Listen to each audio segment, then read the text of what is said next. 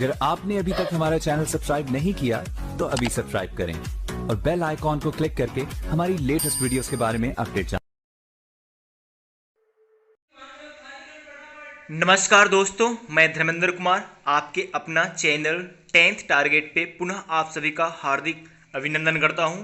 Guys, आज मैं पुनः उपस्थित हुआ हूं 10वीं वर्ग के हिंदी सब्जेक्ट का तीसरा चैप्टर भारत से हम क्या सीखे, जिसको मैक्स मूलर ने लिखा है। अब इन्हीं पे आज फुल डिस्कशन करेंगे और इन चैप्टर के अंतर्गत जितने भी वीवीआई ऑब्जेक्टिव्स है उन सारे ऑब्जेक्टिव को कवर करने का प्रयास करेंगे। तो गाइस, अब हमारे साथ बन जाइए और एक एक क्वेश्चन को गौर से देखिए, रिवीजन कीजिए और हमें उम्मीद है कि आप इसमें बेहतर कर पाएंगे। और जितने भी क्वेश्चंस है एग्ज़ाम के दृष्टिकोण से इसमें सेटअप किया गया है, जो आगामी 2021 एग्ज़ाम के लिए बहुत बहुत महत्वपूर्ण साबित होगा। तो गाइज, मैं रिक्वेस्ट करना चाहूँगा जो भी हमारे न्यू व्यूवर्स हैं हमारे चैनल पे, वो कृपया हमारे चैनल को सब्सक्राइब करें और बेल आइकन को प्रेस करें, ताकि हम जितने भी नए वीडियो अपने चैनल पे अपलोड करूं तो उस वीडियो का नोटिफिकेशन आपके मोबाइल पे सबसे पहले पहुंचे। तो गाइज, इस चैनल पर हम हमेशा एजुकेशनल वीडियो अपलोड करते हैं और खासकर हम 10th वालों के लिए सभी सब्जेक्ट का यहाँ पे फुल तैयारी भी करवाते हैं, पीडीएफ भी प्रोवाइड करवाते हैं। तो इस चैनल को सब्सक्राइब करें क्योंकि ये आपके लिए बहुत बेनिफिशियल साबित होगा। तो गाइज, आज का वीडियो स्टार्ट करते हैं। तो गाइज, आज सबसे पहला क्वेश्चन है कठ और कैन उपनिषद का अनुवाद मैक्स मूलर ने किस भाषा में किया। आई रिपीट, कठ और कैन उपनिषद का अनुवाद मैक्स मूलर ने किस भाषा में किया। ऑप्शन नंबर ए ग्रीक भाषा में, ऑप्शन नंबर बी जर्मन भाषा में, ऑप्शन नंबर सी हिंदी भाषा में, ऑप्शन नंबर डी लैटिन भाषा में। तो गाइस, फटाफट इसका आंसर कीजिए और हमें उम्मीद है आप लोग को पता होगा क्योंकि आप पढ़े होंगे। इसलिए फिर भी मैं आपको बताना चाहूँगा कि मेरे साथ आप अपने दिए गए आंसर को मिलान कीजिए, इससे ये पता चलेगा कि आपके पास कितना जानकारी है इस सब्जेक्ट में। तो गाइस, अब मैं इसका आंसर करता हूं। तो इसका जो आंसर राइट आंसर होगा वो जर्मन भाषा होगा। So B number is the right answer of this questions. Guys, आगे बढ़ते हैं। लिप्जिंग विश्वविद्यालय में मैक्स मूलर ने किस भाषा का अध्ययन किया। लिप्जिंग विश्वविद्यालय में मैक्स मूलर ने किस भाषा का अध्ययन किया। ऑप्शन नंबर ए हिंदी भाषा का, option B German, option C Sanskrit, option D Urdu. तो गाइस, फटाफट आंसर कीजिए इसका। तो इसका राइट आंसर होगा संस्कृत का, और इसलिए कहा गया है संस्कृत भाषाओं की जननी है। और वह जर्मनी के होकर भी हमारे संस्कृत को सीखने के लिए लिप्जिंग विश्वविद्यालय आए थे और वहीं पे वो लिप्जिंग विश्वविद्यालय में संस्कृत लैंग्वेज का अध्ययन किया। तो गाइस, आगे बढ़ते हैं। नेक्स्ट क्वेश्चन है मैक्स मूलर की मृत्यु कब हुई। ऑप्शन नंबर ए 16 अक्टूबर 1901 ईस्वी, ऑप्शन नंबर बी 20 अक्टूबर 1901 ईस्वी, ऑप्शन नंबर सी 24 अक्टूबर 1900 ईस्वी, ऑप्शन नंबर डी 28 अक्टूबर 1900 ईस्वी। तो इसका राइट आंसर बताइए फटाफट। इसका राइट आंसर क्या होगा। इसका राइट आंसर होगा मैक्स मूलर की मृत्यु हुई थी ऑप्शन नंबर डी 28 अक्टूबर 1900 ईस्वी को। 28 अक्टूबर 1900 ईस्वी को मैक्स मूलर की मृत्यु हो गई थी। So D number is the right answer. आगे बढ़ते हैं। चौथा क्वेश्चन आपके स्क्रीन पे है पारसियों के धर्म का क्या नाम है। पारसियों के धर्म का क्या नाम है। ऑप्शन नंबर ए बौद्ध धर्म, ऑप्शन बी जैन धर्म, ऑप्शन सी वैदिक धर्म, ऑप्शन डी जरथुस्त्र धर्म। तो इसका राइट आंसर क्या होना चाहिए। इसका राइट आंसर, चलिए, इसका राइट आंसर होगा D. Option number D is the right answer of this questions. आगे बढ़ते हैं। नेक्स्ट क्वेश्चन, पांचवा क्वेश्चन आपके स्क्रीन पे है जनरल कनिंघम का संबंध किससे है। जनरल कनिंघम का संबंध किससे है। नंबर 1 वनस्पति विज्ञान से, नंबर बी भूविज्ञान से, नंबर सी पुरातत्व से, और नंबर डी मनोविज्ञान से। तो इसका राइट आंसर क्या होगा। इसका राइट आंसर होगा पुरातत्व से। So C number is the right answer. आगे बढ़ते हैं। क्वेश्चन नंबर 6 172 172 दारिश नामक सोने के सिक्के का घड़ा कहाँ मिला था? 172 दारिश नामक सोने के सिक्के का घड़ा कहाँ मिला था? ऑप्शन नंबर ए दिल्ली में, ऑप्शन बी गांधीनगर में, ऑप्शन सी वाराणसी में, ऑप्शन डी श्रीनगर में। What is the right answer of this question? I wait your answer. Okay guys, इसका राइट आंसर होगा वाराणसी में। वाराणसी में ही वारेन हेस्टिंग्स को 172 दारिश नामक सोने का सिक्का का घड़ा मिला था। गाइस आगे बढ़ते हैं। नेक्स्ट क्वेश्चन है 7 नंबर क्वेश्चन है, महारानी विक्टोरिया ने नाइट की उपाधि किसे प्रदान की? महारानी विक्टोरिया ने नाइट की उपाधि किसे प्रदान की? ऑप्शन नंबर 1 मैक्स मुलर को, ऑप्शन नंबर बी अमरकांत को, option number C Birju Maharaj को, option number D Ashok Vajpayee को। तो इसका आंसर क्या होना चाहिए? इसका राइट आंसर होगा मैक्स मुलर को। मैक्स मुलर को नाइट की उपाधि प्रदान किया। किसने? रानी विक्टोरिया ने। तो आगे बढ़ते हैं गाइस। क्वेश्चन नंबर 8, नालंदा विश्वविद्यालय कहाँ पर स्थित है? और ये बहुत ही सिंपल सा क्वेश्चन है और ये सभी को पता भी होगा कि नालंदा विश्वविद्यालय कहाँ स्थित है। नंबर ए बिहार में, number B Uttar Pradesh, number C Madhya Pradesh, number D Gujarat. What is the right answer of this question? तो गाइस इसका राइट आंसर होगा ए, नालंदा विश्वविद्यालय बिहार में स्थित है। आगे बढ़ते हैं। क्वेश्चन नंबर 9, निर्वंश विद्या का संबंध किससे है? निर्वंश विद्या का संबंध किससे है? ऑप्शन ए वनस्पति विज्ञान से, ऑप्शन बी प्राणी विज्ञान से, ऑप्शन सी मानव विज्ञान से, ऑप्शन डी अंतरिक्ष विज्ञान से। इसका राइट आंसर क्या होगा? निर्वंश विद्या का संबंध किससे है? तो सी नंबर का राइट आंसर होगा। So C number is the right answer of this question. आगे बढ़ते हैं। क्वेश्चन नंबर 10, दारिश क्या है? और मैं दारिश के बारे में अभी कुछ देर पहले जिक्र किया था कि दारिश क्या है। ऑप्शन नंबर ए चांदी का प्राचीन कालीन सिक्का, ऑप्शन बी सोने की प्राचीन कालीन सिक्का, और ऑप्शन सी एक देवता, और ऑप्शन डी एक धार्मिक ग्रंथ। तो इसका राइट आंसर क्या होगा?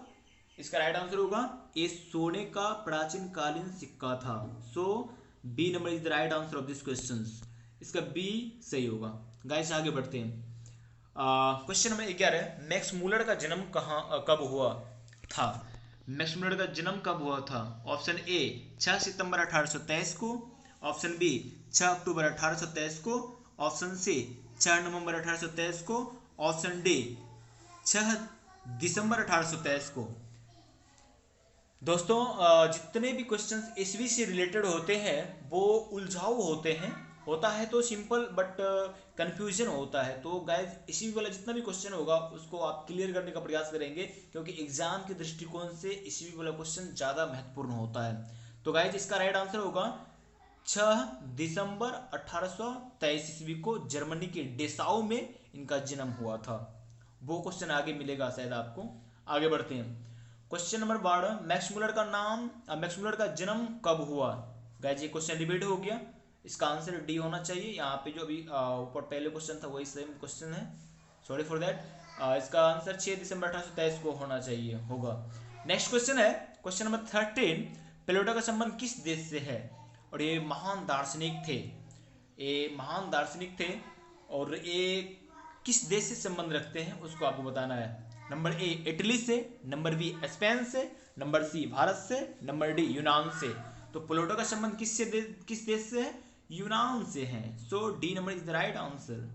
आगे बढ़ते हैं। नंबर 14, भारत से हम क्या सीखे कि रचनाकार कौन है? बहुत इजी क्वेश्चन है। भारत से हम क्या सीखे कि रचनाकार कौन है? Option A Vivekananda, option B Max Muller, option C Rabindranath Thakur, option D Dayanand Saraswati. तो गाइस इसका राइट आंसर क्या होगा? इसका राइट आंसर होगा B number is the right answer. ये सभी को पता होगा, इजी था। गाइस आगे बढ़ते हैं। नेक्स्ट क्वेश्चन है 15 का, संस्कृत का अग्नि शब्द लैटिन में किस रूप में मिलता है? संस्कृत का अग्नि शब्द लैटिन में किस रूप में मिलता है? ऑप्शन ए एग्निस, ऑप्शन बी अग्निस, ऑप्शन सी इग्निस, ऑप्शन डी ऑग्निस। तो what is the right answer? इसका राइट आंसर क्या होगा? इसका राइट आंसर होगा इग्निस। So C number is the right answer of this question. आगे बढ़ते हैं। क्वेश्चन नंबर 16, शाहनामा का रचना काल कब है? शाहनामा का रचना काल है? ऑप्शन ए 7वीं 8वीं सदी, ऑप्शन बी 10वीं 11वीं सदी, ऑप्शन सी 4वीं 5वीं सदी, ऑप्शन डी 5वीं 6वीं सदी। तो गाइस इसका राइट आंसर क्या होगा, फटाफट कीजिए। इसका राइट आंसर होगा बी। इसका राइट आंसर बी।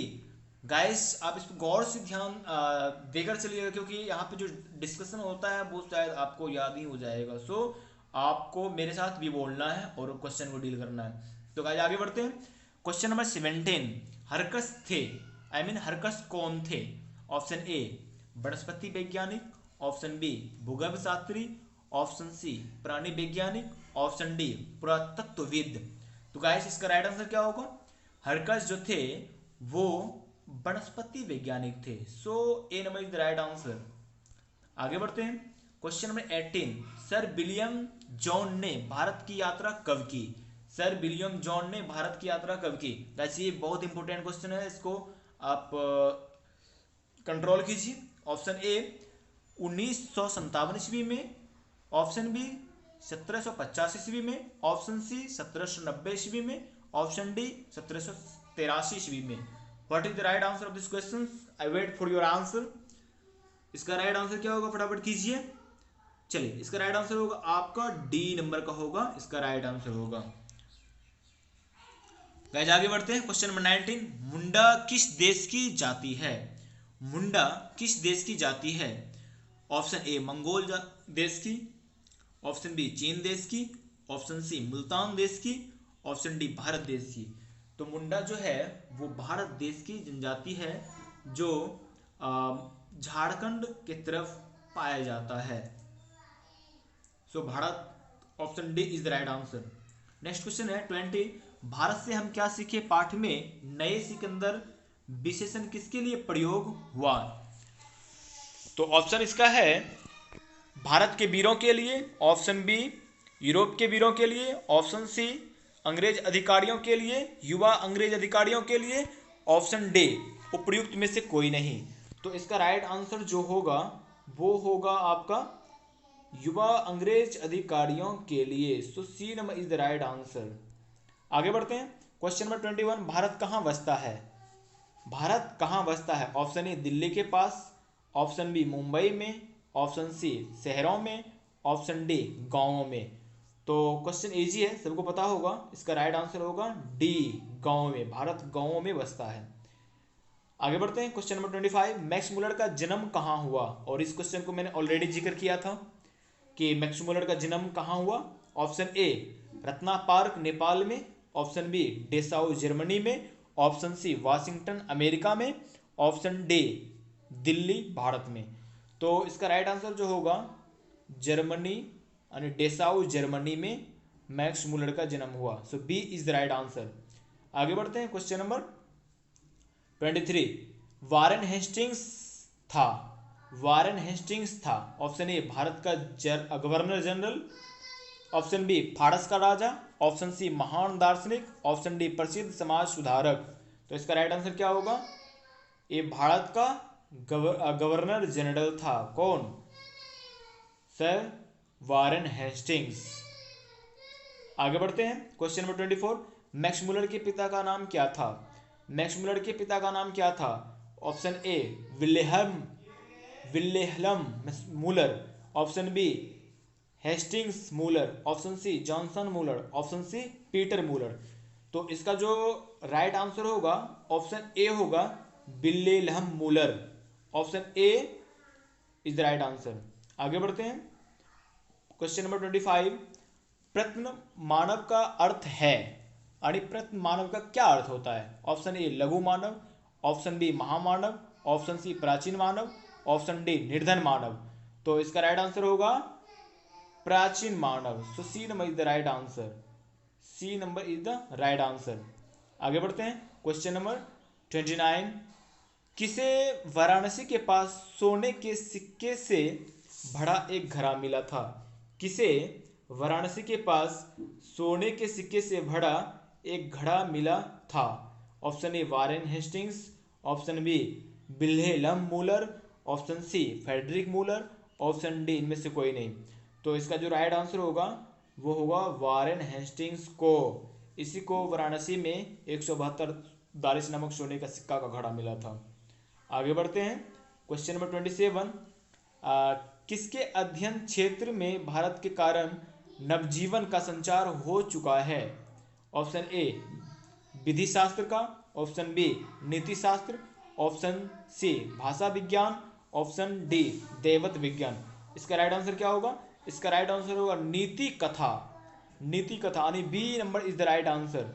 आगे बढ़ते हैं। क्वेश्चन नंबर 28, संस्कृत भाषा और यूरोपियन भाषा का तुलनात्मक व्याख्यान किसने दिया? ऑप्शन ए मैक्स मुलर ने, ऑप्शन बी गुणाकर मूले ने, ऑप्शन सी नलिन मिलोचन शर्मा ने, ऑप्शन डी अमरकांत ने। तो इसका राइट आंसर क्या होगा? इसका राइट आंसर होगा ऑप्शन ए मैक्स मुलर ने। आगे बढ़ते हैं। क्वेश्चन नंबर 29, मेघदूत नामक पुस्तक का अनुवाद मैक्स मुलर ने किस भाषा में किया? मेघदूत नामक पुस्तक का अनुवाद मैक्स मुलर ने किस भाषा में किया? ऑप्शन ए ग्रीक भाषा में, ऑप्शन बी लैटिन भाषा में, ऑप्शन सी जर्मनी भाषा में, हिंदी भाषा में, ऑप्शन डी जर्मन भाषा में। तो इसका राइट आंसर क्या होगा? इसका राइट आंसर होगा ऑप्शन डी जर्मन भाषा में मेघदूत नामक पुस्तक का अनुवाद किया था। आगे बढ़ते हैं। क्वेश्चन नंबर 30, दारिश नामक सोने के सिक्कों से भरा घड़ा किसे मिला था? एक क्वेश्चन शायद रिपीट हुआ है। इसका राइट आंसर होगा Warren Hastings. Option C number is the right answer. आगे बढ़ते हैं। 31 का क्वेश्चन है, मैक्स मुलर को वेदांतियों का वेदांती किसने कहा?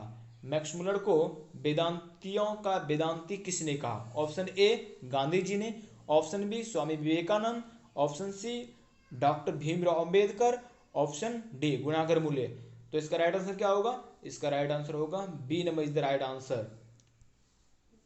तो गाइज इस तरह से जितने भी ऑब्जेक्टिव 30 ऑब्जेक्टिव थे वो सारा एग्जाम के दृष्टिकोण से महत्वपूर्ण था। आज मैंने उनके बारे में डिस्कस किया। तो at last I will request to all my new viewers, please subscribe my channel and press the bell icon. तब तक के लिए नमस्कार। फिर मिलते हैं अगले चैप्टर के साथ, एक नए अध्याय के साथ। Stay happy and with the best. I will see you later. Thank you very much. अगर आपने अभी तक हमारा चैनल सब्सक्राइब नहीं किया तो अभी सब्सक्राइब करें और बेल आइकॉन को क्लिक करके हमारी लेटेस्ट वीडियोस के बारे में अपडेट जानें।